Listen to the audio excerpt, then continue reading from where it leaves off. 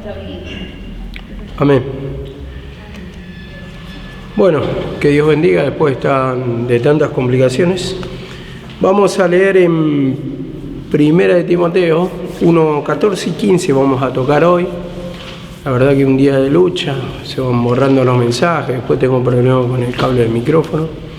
Pero bueno, vamos a intentar andar hasta donde podemos y que el Señor nos dé entendimiento de esta palabra para que nos pueda iluminar en nuestra vida espiritual. Y a partir de la iluminación del entendimiento, creo que cuando uno entiende es cuando va a sentir siempre y va a decir, sí, es bueno lo que Dios nos quiere enseñar, a dónde nos quiere llevar, ¿no? Porque dice que todo ayuda para bien, según la palabra. Y dice así la palabra de Dios en 1 de Timoteo 1:14, pero la gracia de nuestro Señor fue mucho más abundante con la fe y el amor que es en Cristo Jesús.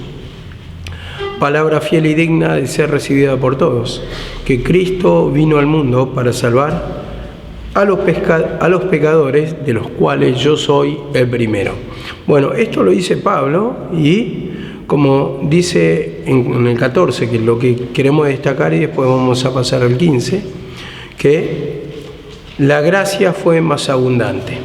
Entonces, más abundante que el pecado, ¿no? Esto nos lleva a la referencia en Romanos 5:20, vamos ahí, Romanos 5:20 y vamos a dar la explicación.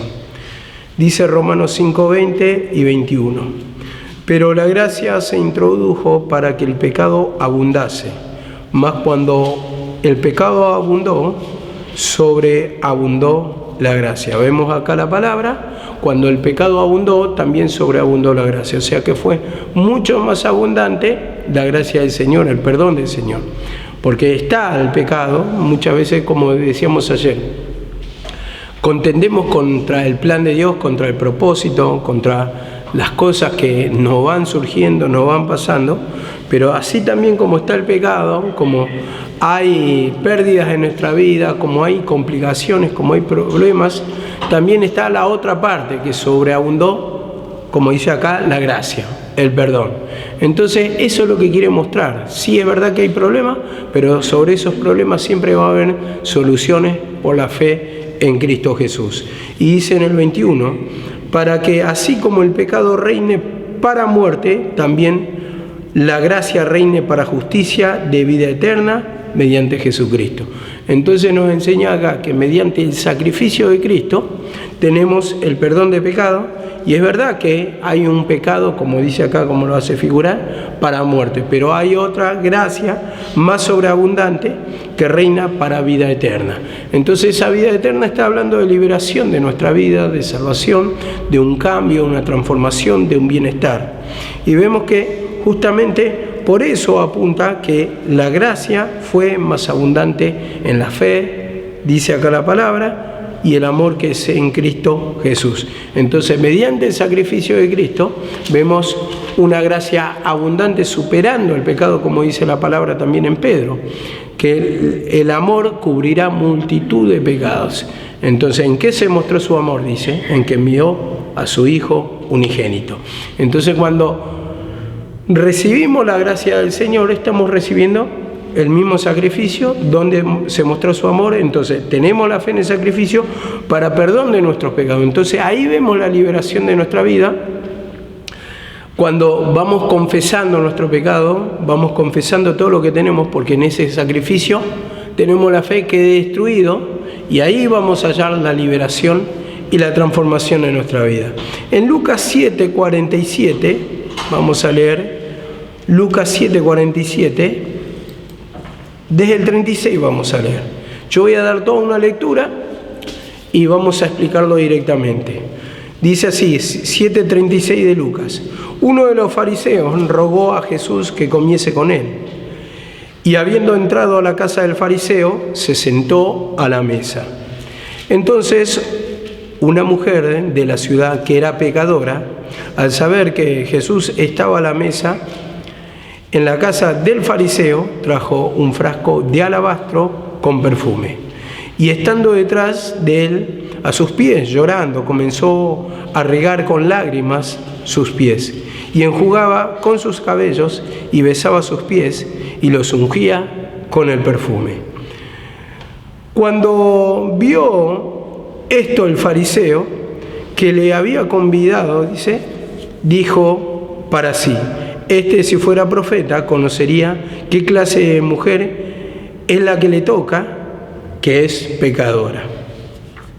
Entonces, respondiendo Jesús, dijo: Simón, una cosa tengo que decirte.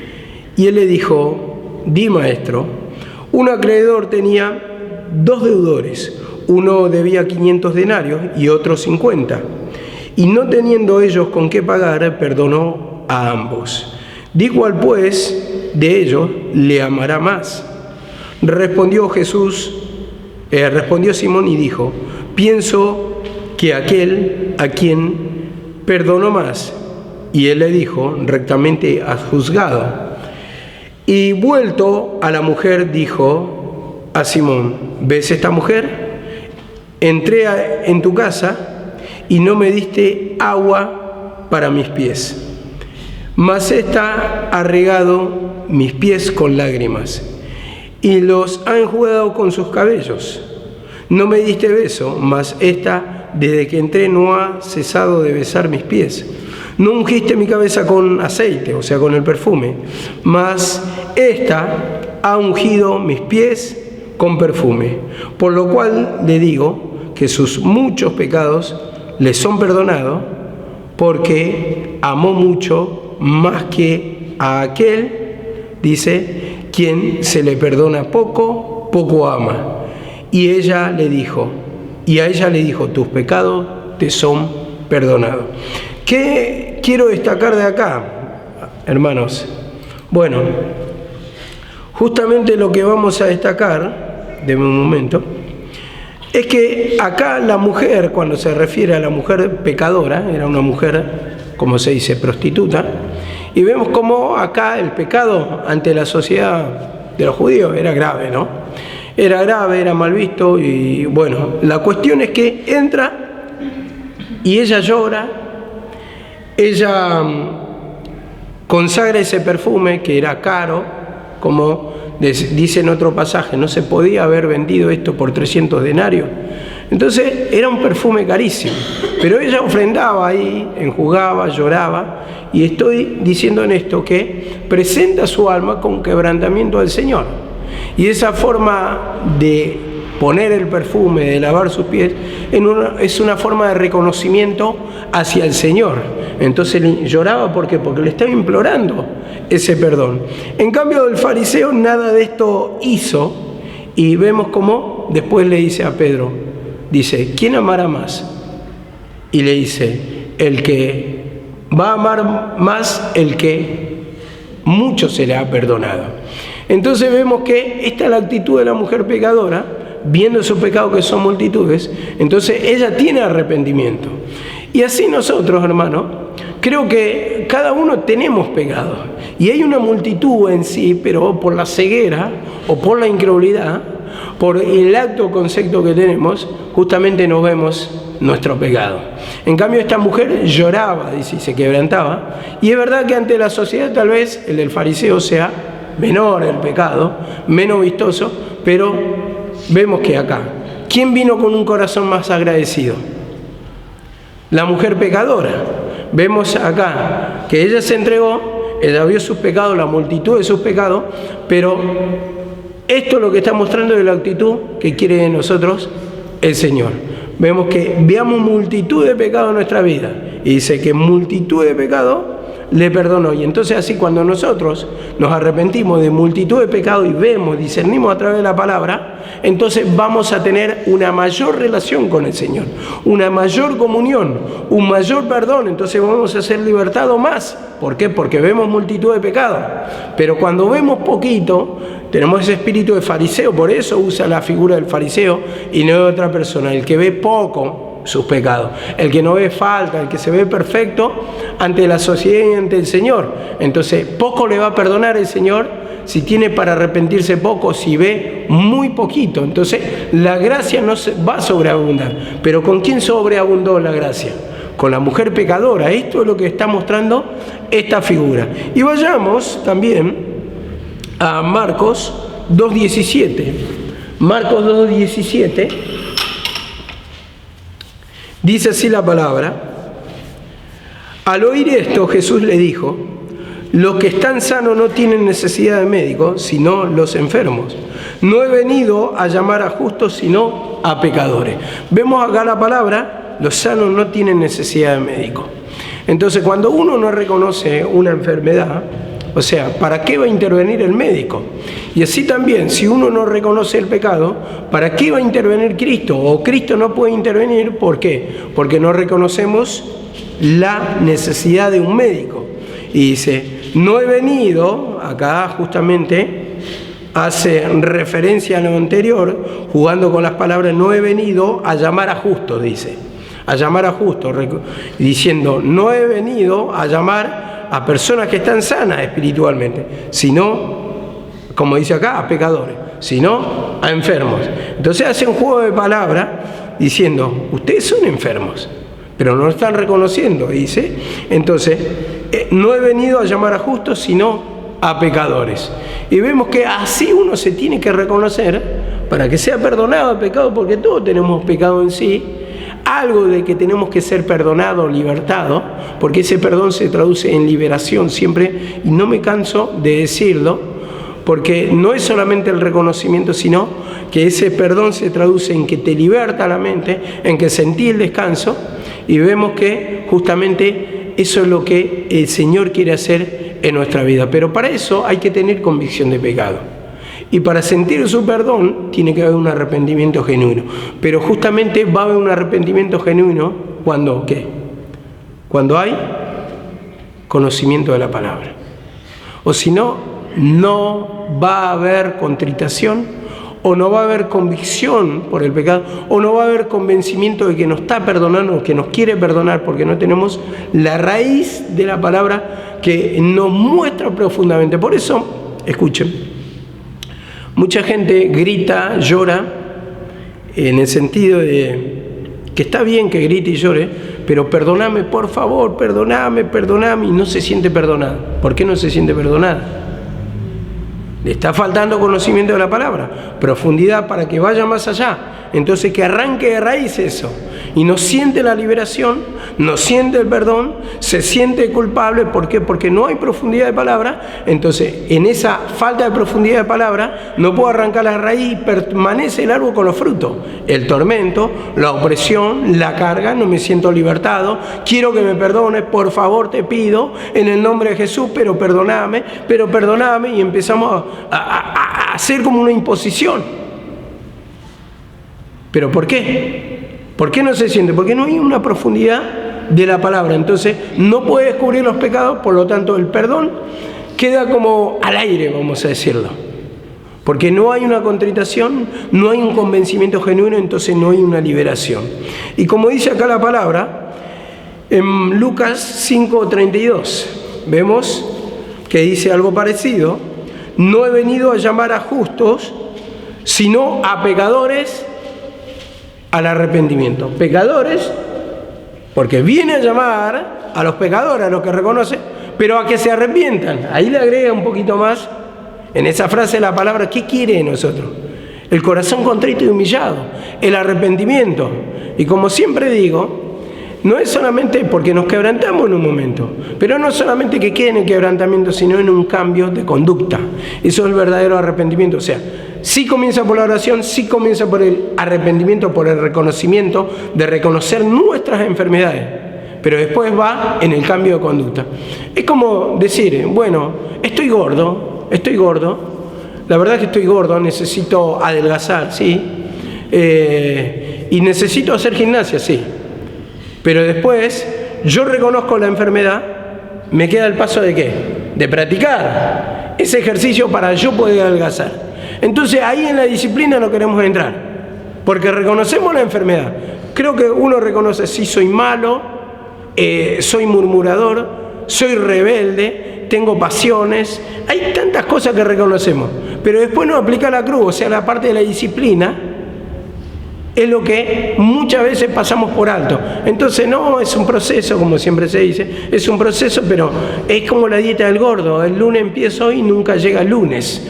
Porque siempre el lunes, empezaré el lunes que viene y el otro lunes y nunca llega. Entonces vemos que nuestra conducta muchas veces es así con el Señor. Nunca llega o no llegamos a disciplinarlo porque defendemos nuestra manera de ser por nuestro orgullo, por nuestra vanidad, por nuestra altivez, por nuestro señorío, por tantas cosas que nos provocan justamente el tormento en nuestra vida. Porque la paga del pecado es muerte, lo dice. Y si yo me esquino, ¿qué voy a sentir acá? No voy a sentir el descanso. Por lo tanto, tampoco voy a tener paga. Entonces, por eso dice, pecadores al arrepentimiento. Y dice acá la palabra, en Lucas, ya lo leímos, Lucas 19, 10. Amén. Lucas 19, 10. Voy a leer más bien voy a tocar del 5. Y no sé si voy a tocar el 10, tal vez al 9 nomás. Dice así la palabra: cuando Jesús llegó a aquel lugar, mirando hacia arriba, le vio y le dijo: Zaqueo, date prisa, desciende porque es necesario que pose yo en tu casa. Entonces él descendió a prisa y le recibió gozoso, dice. Y al ver, todos murmuraban diciendo que había entrado a posar con un hombre pecador. Vemos la acusación, la murmuración, el creer que yo soy merecedor y no el otro, porque está en una condición de pecador. Y dice acá la palabra: entonces Zaqueo, puesto de pie, le dijo: he aquí, Señor, la mitad de mis bienes doy a los pobres, y si en algo he defraudado a alguno, se lo devuelvo por cuadruplicado. Vemos acá la palabra. Y en el 9 le dice el Señor: hoy ha venido la salvación a esta casa, por cuanto también eres hijo de Abraham. Eso es lo que queremos destacar. Y vemos cómo Zaqueo, cuando lo vio, y lo vio el Señor, le dice: date prisa, es necesario que yo pose en tu casa hoy, que entre a tu casa. Y todos murmuraban. ¿Por qué? Porque recordemos que Zaqueo, ¿qué era? Era un publicano. El publicano se referían, los judíos, como un pecador. Un pecador. Los pecadores, los publicanos, no tenían derecho o se tenían la prohibición de entrar a la sinagoga. Vemos una prohibición, ellos no podían entrar. Ellos trabajaban de cobradores de impuestos, eran considerados pecadores, eran considerados tránsfugas, y todas esas cosas. La cuestión que, en cuanto a los judíos, o la ley mosaica, ellos no tenían directamente el perdón de pecados, no tenían derecho a escuchar la palabra, no tenían derecho a nada. Pero vemos que Jesús le da la oportunidad. Esto es lo bueno, ¿no? La gracia sobreabundó. A pesar que la sociedad condena, que la ley condenaba, vemos que Jesús vio que era el pecador, sí, pero vemos que lo llama y le da una oportunidad. Y así viene a buscar pecadores al arrepentimiento, como dice la palabra. Y dice acá la palabra: entonces Zaqueo, puesto de pie, dijo: he aquí, la mitad de mis bienes doy a los pobres, y al que defraudé le devuelvo por cuadruplicado. Entonces acá vemos que no pide perdóname, sino que acá lo que muestra es la actitud de arrepentimiento, que no son de palabra, sino de hechos concretos. Y eso es lo que quiere el Señor de nosotros, porque muchas veces nos vamos en la palabra, nos vamos en la oración. Yo creo que está bien pedir perdón, pero hay que dar un pasito más. El hecho concreto, como lo dio acá Zaqueo, no muestra el arrepentimiento de palabra, pero sí muestra por la actitud, por los hechos concretos. Entonces eso es lo que quiere, el cambio, la transformación en nuestra vida. Y ese arrepentimiento se vio en su actitud. Entonces esto es lo que quiere que nosotros podamos palpar, cada uno de nosotros. Y como dice acá la palabra, hoy ha venido la salvación. Cuando el Señor vio eso, el arrepentimiento por sus hechos, dice: la salvación ha entrado a tu casa por cuanto eres hijo de Abraham. Y el hijo de Abraham eran los hijos de fe, como dice en Génesis, dice que tu generación serán como las estrellas. dice. Entonces, habla de una multitud. Entonces, los hijos de fe serían como este Zaqueo, porque yo he venido a buscar a lo que se había perdido, dice en el 19:10. Entonces, viene a buscar a toda esa generación que ya no tenía oportunidad en cuanto a la ley de Moisés, pero sí la gracia sobreabundó. Entonces, ve una actitud de arrepentimiento y lo recibe. Pero la ley, ¿qué veía? La ley veía el pecado y condenaba. Entonces, vos no tenés derecho, vos no tenés derecho y vos no tenés derecho. ¿Por qué? Porque busca la perfección, pero lo que en concreto muestra acá es que Jesús, a través de la gracia, lo que ve es, sí ve el pecado, pero también Él quiere sobreabundar en el perdón. Entonces, esto es lo que está mostrando el cuadro, y cuando hay arrepentimiento, nos perdona. Y como dice acá la palabra, en Primera de Corintios 15:9, Primera de Corintios 15:9, 15:9. Mientras más buscando, voy a leer el 15 porque es la referencia del 15. Palabra fiel y digna de ser recibida por todos. Que Cristo Jesús vino al mundo para salvar a los pecadores, de los cuales yo soy el primero. Eso dice Pablo, de los cuales se presenta como el primer pecador, el más pecador, y dice, vino a salvar al mundo. Y yo soy el primer pecador acá. Entonces vemos como hay un arrepentimiento, como una presentación de su pecado, una exhibición, el cual muchas veces nosotros mezquinamos, queremos tapar, queremos que no se den cuenta. Hay tantas cosas que mezquinamos. Entonces ese mezquinar el pecado habla de ocultamiento, de no quererlo hacer manifiesto, de no querer declararle al Señor, de querer seguir con la misma actitud, con la misma práctica del pecado. Entonces eso no es un arrepentimiento. Y dice acá la palabra, 1 Corintios 15:9, porque yo soy el más pequeño de los apóstoles, que no soy digno de ser llamado apóstol, porque persiguí a la iglesia de Dios. Vemos, el más pequeño, el más insignificante, o sea, el menos importante, aunque él fue el más importante, pero él se presenta como, yo no soy merecedor de esto, soy el más insignificante de todos los apóstoles. Vemos que los apóstoles estaban Pedro, Santiago y todos los apóstoles, y también acá se estaba presentando como apóstol, de defender la palabra de Cristo, de implantar la palabra de Cristo y decir, la ley ya pasó y no hay salvación ahí.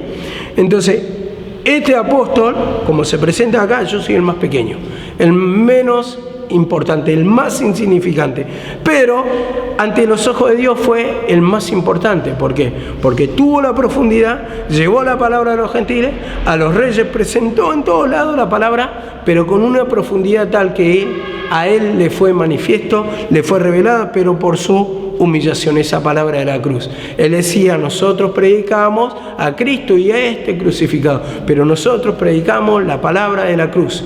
Y en eso hace énfasis, en el sacrificio de Cristo, que ahí hay perdón de pecado y que ya la ley ya había pasado. Por lo tanto, si yo confieso mis pecados a Jesucristo y digo, tengo fe en ese sacrificio y le pido perdón para que actúe ese sacrificio, justamente lo que voy a recibir es el perdón de pecado. Y dice acá la palabra, no soy digno de ser llamado apóstol. ¿Y por qué decía esto? Porque al ver mi pecado, esto es lo que decía Pablo, al ver mis pecados, no merezco ser apóstol, porque mi pecado es grande. Son multitudes. ¿Por qué? Porque fui enemigo de la cruz, porque fui perseguidor de la iglesia, entonces opositor, porque castigaba a los cristianos, lo arrastraba a la cárcel, es como ayer vimos, que al final no terminé de leer eso porque no hubo tiempo, pero él cuenta en el capítulo 8 la transformación, en el 9, también creo que en el 16 de Hechos, en el 26 también de Hechos, cuenta todo, y en Gálatas capítulo 1 y pico también, 15 o 16, también cuenta cómo iba persiguiendo a los cristianos, cómo los arrastraba, cómo los obligaba a blasfemar y cómo consintió en la muerte de Esteban, consentía en la muerte de los cristianos. Y vemos que ese era Pablo, entonces se consideraba el menos merecedor. ¿Por qué tanta misericordia? Siendo que yo soy tan pecador, que fui perseguidor de la iglesia, que fui un hombre tan malo. ¿Por qué tanta misericordia? Esto es lo que ve Pablo, entonces dice, yo no merezco esto. Yo no merezco ser llamado apóstol porque yo fui enemigo del camino. Vemos cómo lo ve Pablo, pero ante los ojos del Señor le da una oportunidad y dice, instrumento escogido me es este, para llevar mi palabra ante los gentiles y ante los reyes y ante, los judíos, y va llevando la palabra. Entonces ve una multitud de pecados que le hace reflexionar, y entonces al ver la multitud de pecados, entonces se considera pequeño, el más insignificante, el menos merecedor de todo. ¿Por qué tanta gracia? Haciendo lo que dice. Y esa es una verdadera humillación, que ve la multitud de pecados y hay un arrepentimiento y hay una vergüenza, porque cuando uno justamente ve su pecado, los pecados del pasado, yo creo que a cualquiera le va a pasar de ustedes, van a ver o ven mirando hacia el pasado, le da vergüenza cómo eran. Pero pasando más años, si ustedes van cambiando, van creciendo espiritualmente, van a ver este punto de vista cómo eran ahora. Y también le va a dar vergüenza. Entonces, mirá cómo era yo, cómo predicaba, cómo hablaba, pero cómo actuaba también. Porque hay peleas, hay discusiones, hay odio, hay venganza, hay murmuraciones, hay quejas, hay peleas, hay discusiones. Entonces, eso te va a dar vergüenza, y eso quiere decir arrepentimiento. Porque ya no sos así, me da vergüenza ser como era antes. Entonces, Pablo, de la misma manera, acá lo veía. Y en Juan 1, 29, dice así la palabra. Juan 1, 29. Dice así la palabra. Al día siguiente vio a Jesús, Juan Bautista, vio a Jesús que venía hacia él y le dijo, he aquí el Cordero de Dios que quita el pecado del mundo. Vemos acá la palabra, el Cordero de Dios que quita el pecado del mundo. Ahora nos preguntamos, o no sé si se habrán preguntado ustedes, el por qué dice el Cordero de Dios que quita el pecado del mundo. Creo que ninguno se habrá hecho esa pregunta. Acá hay una profundidad, una comparación justamente con el tiempo de la ley. En el tiempo de la ley se hacían sacrificios, y uno de los sacrificios era el Cordero. Y vemos que lo degollaban, lo presentaban en sacrificio. Pero ese aplacaba, vamos a decir, por un tiempo la ira de Dios. Pero dice, he aquí el Cordero de Dios, y eso lo llevan en el Génesis, cuando Abraham va a presentar el sacrificio en el monte de Moriah con su hijo, y le dice, su hijo Isaac, le dice, padre, dice, acá está el altar del sacrificio, pero el Cordero, ¿dónde está? Y le dice a Abraham, Dios proveerá. Entonces Dios proveyó a su hijo, proveyó un sacrificio, pero ya no, digamos, que se hacía cada año, como este Cordero, en cuanto a la ley, que cada año la ofrenda por el pecado se presentaba para aplacar ese pecado o para aplacar la ira de Dios, y tenía que volver a presentarse. Y acá había un sacrificio ya permanente. Un sacrificio que iba a quedar para siempre, pacto eterno, dice la palabra, y unos versículos más que la verdad que es lamentable que perdí porque tenía anotado esto. Pero ustedes fíjense en Hebreos 10:1, lo voy a leer para que se den cuenta. Dice, porque la ley, teniendo sombra de los bienes venideros, no la imagen mismo de las cosas, dice, nunca puede, por los mismos sacrificios que se ofrecen continuamente cada año, hacer perfecto a los que se acercan. Nunca puede ser perfecta. Entonces, ¿quién va a ser perfecto? El sacrificio, el Cordero, provisto por Dios, que es su mismo Hijo Jesucristo. Lo otro era el Cordero en cuanto a la ley, que no quitaban pecado, como dice acá. Y dice en el 10:2, de otra manera cesarían de ofrecerse, pues los que tributan este culto, limpios una vez, no tendrían ya más conciencia del pecado. Pero en estos sacrificios, cada año, se hace memoria de los pecados. Porque la sangre de los toros, de los machos cabríos, no pueden quitar los pecados. Vemos como dice acá. Por lo cual, entrando en el mundo dice, sacrificio y ofrenda no quisiste, mas me preparaste un cuerpo, holocausto y expiaciones, por el pecado no te agradaron. Entonces dije, he aquí vengo, oh Dios, para hacer tu voluntad, como en el rollo del libro está escrito de mí. Vemos cómo está hablando justamente de la persona de Jesucristo, el Cordero de Dios que quita el pecado del mundo, dice, y ya no quita solamente el pecado de ¿quién?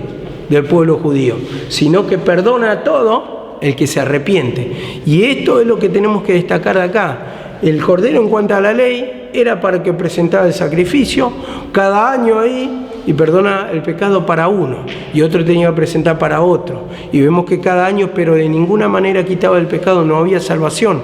Pero vemos acá en el sacrificio de Cristo, va quitando el pecado, la oportunidad para todo el mundo que se arrepiente. Y una sola vez y para siempre se hizo ese sacrificio. Acá hay mucho de profundidad. Cuando lleguemos al libro de Hebreos, creo que ahí se le va a clarificar mucho de la ley de la gracia, pero es muy lindo ese libro para poder desasnarnos un poco y entender lo que es la gracia de Dios. Dice Juan 12:46, Juan 12:46, dice así la palabra: yo la luz he venido al mundo para que todo aquel que cree en mí no permanezca en tinieblas, no permanezca en tinieblas. Yo he venido al mundo, acá está hablando de salvación, y venimos del versículo 15 de 1 Timoteo, que Cristo Jesús vino al mundo para ¿qué? Para perdonar el pecado.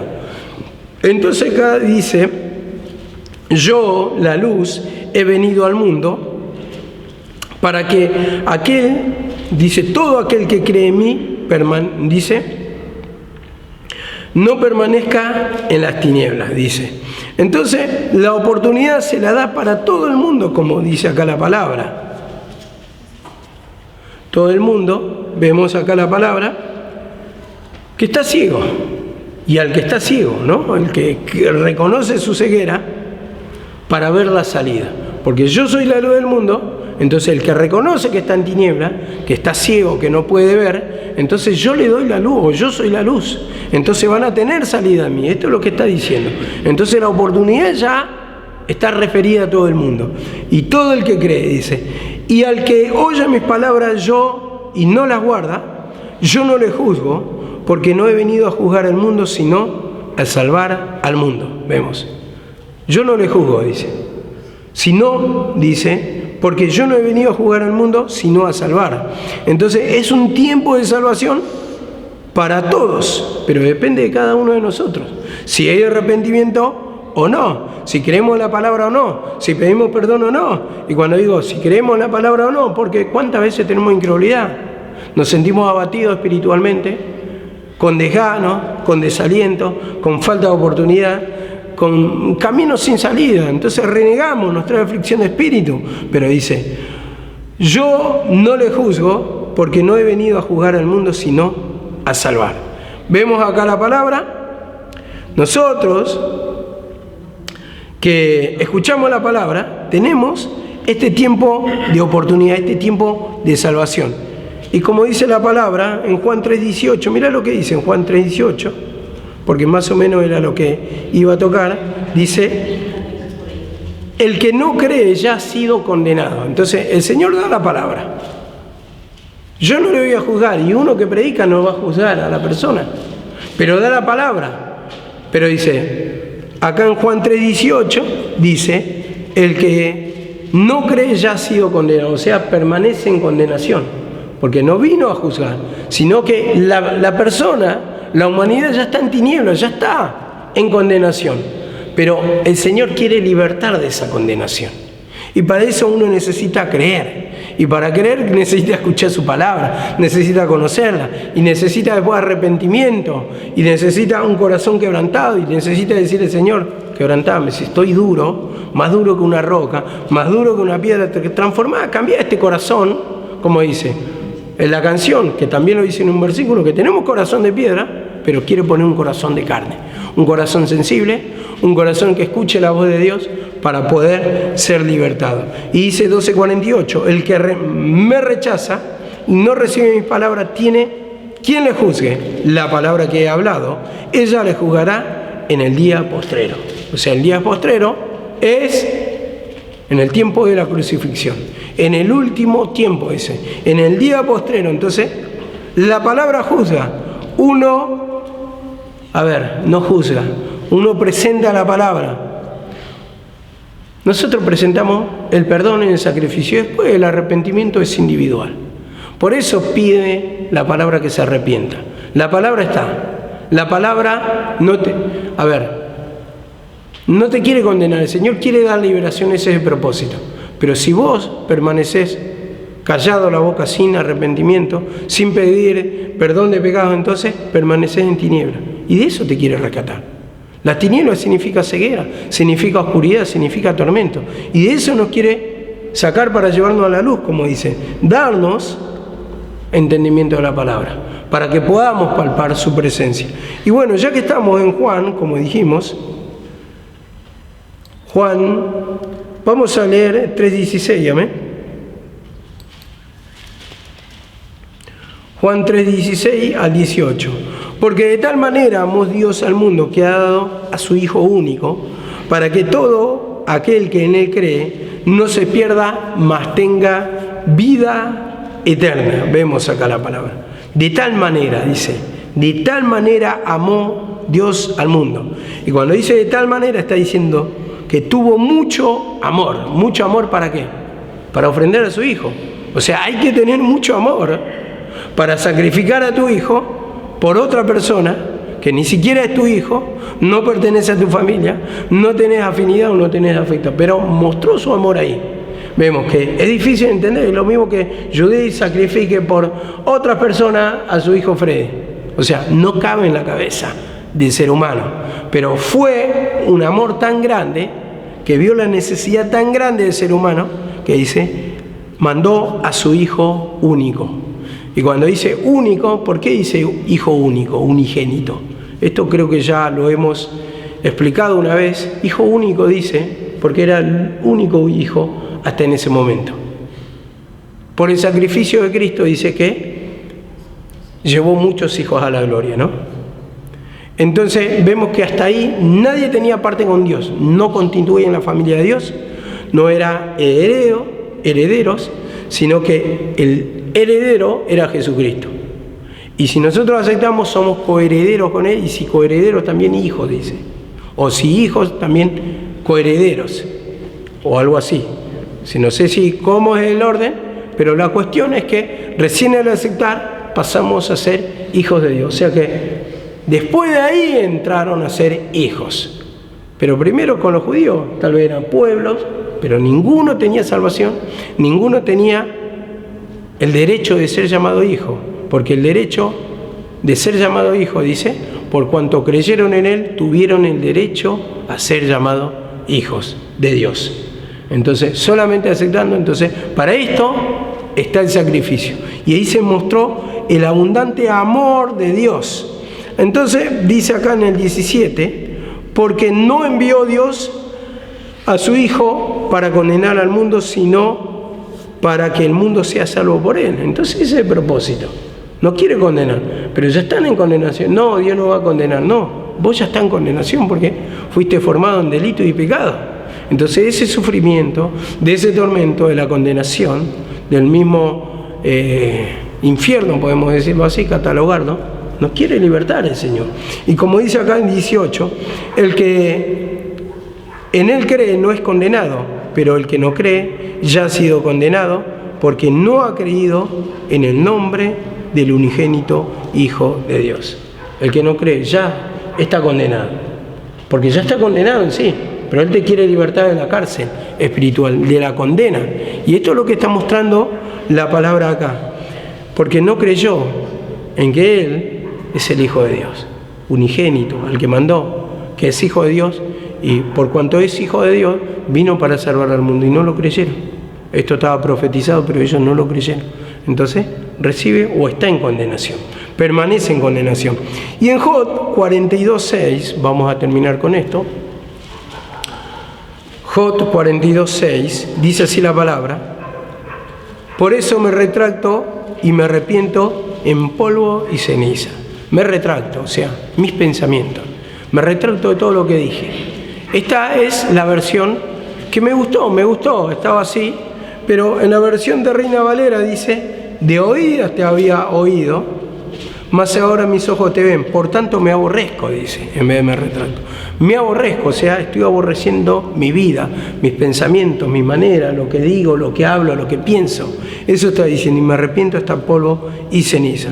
Pero en el 5, para destacar, de oída te había oído.